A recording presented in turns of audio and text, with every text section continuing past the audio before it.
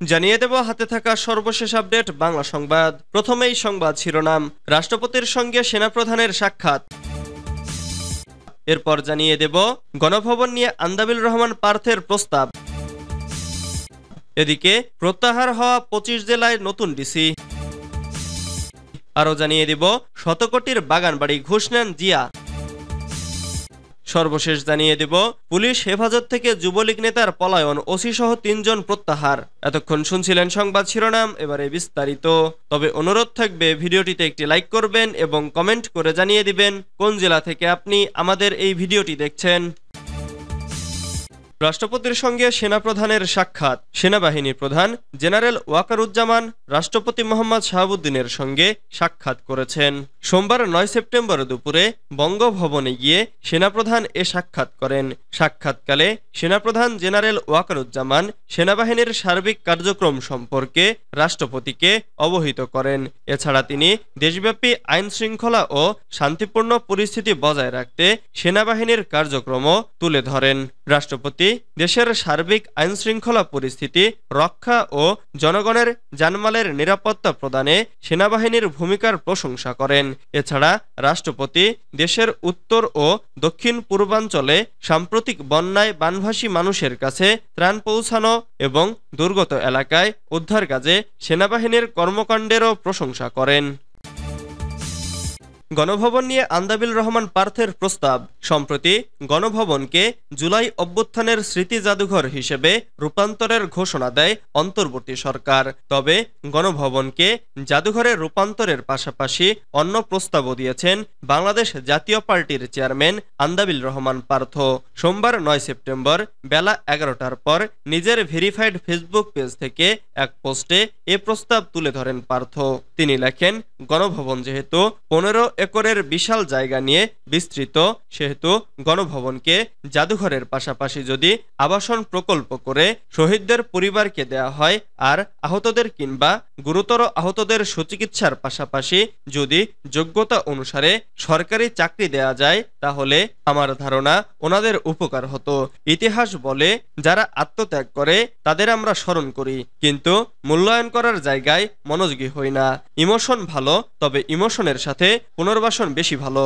সাবেক প্রধানমন্ত্রী শেখ হাসিনার গণভবনকে তার বাসভবন হিসেবে ব্যবহার করতেন, কিন্তু ছাত্র জনতার গণঅভ্যুত্থানে শেখ হাসিনার পদত্যাগ করে দেশ ছাড়ার পর হাজার হাজার মানুষ গণভবনে ঢুকে পড়ে। এখন অন্তর্বর্তী সরকার ছাত্র জনতার গণঅভ্যুত্থানকে স্মরণীয় করে রাখতে গণভবনকে জাদুঘরে রূপান্তর করতে চাইছে। গণভবনকে জুলাই অভ্যুত্থান স্মৃতি জাদুঘর হিসেবে প্রতিষ্ঠা করা হবে বলে জানিয়েছেন যুব ও ক্রীড়া উপদেষ্টা আসিফ মাহমুদ। এর আগে গত বৃহস্পতিবার 5 সেপ্টেম্বর গণভবনকে জুলাই অভ্যুত্থান স্মৃতি জাদুঘর হিসেবে প্রতিষ্ঠা করা হবে এবং সেখানে জনগণের জন্য উন্মুক্ত করা হবে বলে জানান ফরেন সার্ভিস একাডেমিতে ক্যাবিনেট সভায়। এ ব্যাপারে যুব ও ক্রীড়া উপদেষ্টা আসিফ মাহমুদ সজীব ভুইয়া বলেন, সম্পূর্ণ বিচার নিশ্চিত না হওয়া পর্যন্ত ফ্যাসিবাদীদের পুনর্বাসনের কোনো সুযোগ নেই। যে দল বা যে জোট বাংলাদেশে ফ্যাসিবাদ কায়েম করেছিল তারা আর ফিরতে পারবে কিনা তা জনগণের কাছেই ছেড়ে দেওয়া হয়েছে। দলের বিচার হবে নাকি ব্যক্তির বিচার হবে, এ বিষয়ে আইন বিভাগ ও বিচার বিভাগের সহায়তা নেওয়া হবে বলেও জানান উপদেষ্টা আসিফ। পাকিস্তানের বিরুদ্ধে বাংলাদেশের বিজয়ে ক্যাবিনেটের পক্ষ থেকে অভিনন্দন প্রস্তাব গৃহীত হয়েছে জানিয়ে তিনি বলেন, ছাত্র জনতার গণঅভ্যুত্থানে শহীদদের তালিকা হচ্ছে। প্রধান উপদেষ্টা অধ্যাপক ডক্টর মোহাম্মদ ইউনুস শহীদ পরিবারের সদস্যদের সঙ্গে নিয়ে সম্মেলন করবেন, আর আহতদের লং টার্ম চিকিৎসার ব্যবস্থাও সরকার নেবে।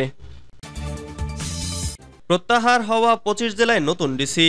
দেশের 25 জেলায় নতুন জেলা প্রশাসক নিয়োগ দিয়েছে সরকার। সোমবার 9 সেপ্টেম্বর জনপ্রশাসন মন্ত্রণালয় থেকে এ সংক্রান্ত 2টি প্রজ্ঞাপন জারি করা হয়েছে। প্রজ্ঞাপনে দেখা গেছে, মন্ত্রিপরিষদ বিভাগের উপসচিব তানভীর আহমেদকে ঢাকা অর্থনৈতিক সম্পর্ক বিভাগের সংযুক্ত উপসচিব মোহাম্মদ কামরুল হাসান মোল্লাকে ফরিদপুর, জনপ্রশাসন মন্ত্রণালয়ের উপসচিব PKM এনামুল কবিরকে সিলেট, জনপ্রশাসন মন্ত্রণালয়ের উপসচিব ডক্টর মোহাম্মদ ফরিদুর রহমানকে হবিগঞ্জ, স্বাস্থ্য ও পরিবার কল্যাণ মন্ত্রণালয়ের উপদেষ্টার একান্ত সচিব মফিদুল আলমকে ময়মনসিংহ জেলার ডিসি করা হয়েছে। স্বাস্থ্যসেবা বিভাগের উপসচিব তরফাদুর রহমান শেরপুর, বাণিজ্য মন্ত্রণালয়ের উপসচিব ফারহানা ইসলাম কুষ্টিয়া, দুর্নীতি দমন কমিশনের পরিচালক মোহাম্মদ আব্দুল আউয়াল ঝিনাইদহ, অর্থনৈতিক সম্পর্ক বিভাগের উপসচিব মোহাম্মদ ওহিদুল ইসলাম মাগুরা, কৃষি মন্ত্রণালয়ের উপসচিব মোহাম্মদ রবিউল ফয়সাল রংপুরের ডিসি হয়েছেন। মন্ত্রিপরিষদ বিভাগে সংযুক্ত উপসচিব চৌধুরী মোয়াজ্জেম আহমেদকে গাইবান্ধা, দুর্নীতি দমন কমিশনের পরিচালক মোহাম্মদ আব্দুল আউয়ালকে নওগাঁ, স্বাস্থ্য শিক্ষা ও পরিবার কল্যাণ বিভাগের উপসচিব মোহাম্মদ মফিজুল ইসলামকে পাবনা, জনপ্রশাসন মন্ত্রণালয়ের উপসচিব হোসনা আফরোজাকে বগুড়া, বঙ্গবন্ধু হাইটেক সিটি 2 এর সহায়ক অবকাঠামো নির্মাণ প্রকল্পের পরিচালক মোহাম্মদ সাইদুজ্জামানকে জয়পুরহাট, যুব ও ক্রীড়া মন্ত্রণালয়ের উপসচিব মোহাম্মদ সালাউদ্দিনকে কক্সবাজারের ডিসি করা হয়েছে। শতকোটির বাগানবাড়ি ঘুষ নেন জিয়া, আয়নাঘরের কারিগর, চাকরি হারানো বিতর্কিত সাবেক সেনা কর্মকর্তা জিয়াউল আহসান ক্ষমতাকে ঢাল হিসেবে ব্যবহার করে অর্থবিত্তের পাহাড় গড়েছেন। সম্প্রতি গ্রেফতার হওয়া সেই মেজর জেনারেল জিয়াউল আহসানের প্রায় ১০০ কোটি টাকা মূল্যের বাগানবাড়ির তথ্য বের হয়ে এসেছে। নারায়ণগঞ্জ জেলার রূপগঞ্জ থানার কায়েতপাড়া ইউনিয়নে প্রায় ১০ বিঘা জমির ওপর তিনি নির্মাণ করেছেন দৃষ্টিনন্দন বাগানবাড়ি। দেশের প্রথম সারির একটি জাতীয় দৈনিকের অনুসন্ধানে এসব তথ্য জানা গেছে। ছাত্র জনতার অভ্যুত্থানে ক্ষমতা হারানো আওয়ামী লীগ সরকারের আমলে বিভিন্ন ব্যক্তিকে গুমখুনের নেপথ্যের নায়ক এই জিয়াউল আহসান। আলোচিত আয়নাঘরেরও মূল কারিগর তিনি। এছাড়া ফোন কলে আড়ি পাতা মানুষের ব্যক্তিগত ফোনালাপ রেকর্ড করতেন জিয়াউল আহসান। শাপলা চত্বরে হেফাজতের ঘটনায় যৌথ অভিযানে সামনে থেকে নেতৃত্ব দেন তিনি। গত ৭ আগস্ট গ্রেফতার হয়ে বর্তমানে জেলে আছেন শেখ হাসিনা সরকারের প্রভাবশালী এই সামরিক কর্মকর্তা। অনুসন্ধানে আরও জানা গেছে ২০১৮ থেকে ২০২০ সাল পর্যন্ত সময়ে বাগানবাড়ির বিশালাকৃতির জমি একাধিক দলিলে বিভিন্ন ব্যক্তি থেকে কিনে জিয়াউল আহসানকে উপঢৌকন হিসেবে দেন রংধনু গ্রুপের চেয়ারম্যান রফিকুল ইসলাম। জমিগুলোর মালিকানা হস্তান্তরের বিভিন্ন স্তরে রফিকুল ইসলাম অথবা তার পরিবারের সদস্যদের সংশ্লিষ্টতা পাওয়া গেছে। এদিকে অবৈধ এই সম্পদের তথ্য গোপন করতে জিয়াউল আহসান বাগানবাড়ির জমিগুলো রেজিস্ট্রি করেছেন তার শিশুকন্যা তাসফিয়া আহসান জয়িতার নামে। পুলিশ হেফাজত থেকে যুবলীগ নেতার পালায়ন, ওসিসহ ৩ জন প্রত্যাহার। চট্টগ্রামের লোহাগাড়ায় সাইফুল ইসলাম নামের এক যুবলীগ নেতা পুলিশ হেফাজত থেকে পালিয়ে গেছেন। তিনি লোহাগাড়ার কলাউজান বলিপাড়া গ্রামের নজির আহমেদের ছেলে। এ ঘটনায় এলাকায় চাঞ্চল্য সৃষ্টি হয়। রোববার সকাল 8:30টার দিকে সাইফুল ইসলামকে আটক করে থানায় হস্তান্তর করেন বলে জানান মোহাম্মদ আরাফাত নামের এক ব্যক্তি। এ ঘটনায় লোহাগাড়া থানার officer in charge Mohammad Rashedul Islam, duty officer Amir Hossain ও সেন্ট্রি কনস্টেবল মোহাম্মদ এনামকে প্রত্যাহার করা হয়েছে।